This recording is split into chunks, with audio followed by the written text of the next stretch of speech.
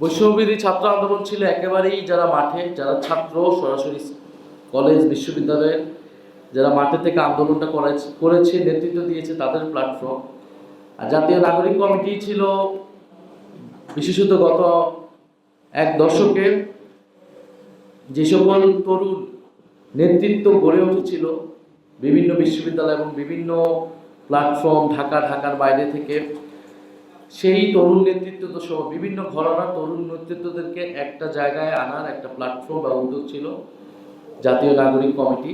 অর্থাৎ গণ অভ্যুত্থান পরবর্তী তরুণদের যে স্বপ্ন বাংলাদেশকে বিনির্মাণ করা, গণতান্ত্রিক বাংলাদেশ, বৈষম্যহীন বাংলাদেশকে বিনির্মাণ করা, সেই স্বপ্নকে সামনের দিকে এগিয়ে নিয়ে যেতে যে রাজনৈতিক উদ্যোগ প্রয়োজন তার ব্যাকগ্রাউন্ড হিসেবে কাজ করেছে জাতীয় নাগরিক কমিটি।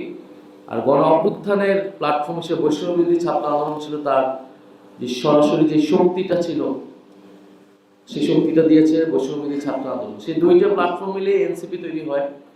এই বইটাতে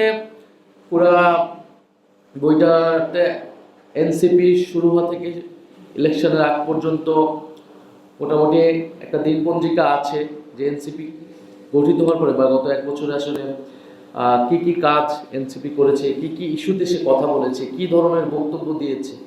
ফলে এনসিপিকে নিয়ে নানা ধরনের প্রোপাগান্ডা আমরা দেখি সোশ্যাল মিডিয়ায়, আন্তর্জাতিক মাধ্যমে, ডিপ্লোম্যাটদের কাছে নানা ধরনের প্রোপাগান্ডা করা হয় এনসিপি সম্পর্কে। যা এনসিপি বলে নাই তা এনসিপির পক্ষ থেকে ছড়ানো হয় যে এনসিপি এটা বলেছে বা এনসিপি এই ইস্যুতে পজিশন নিয়েছে।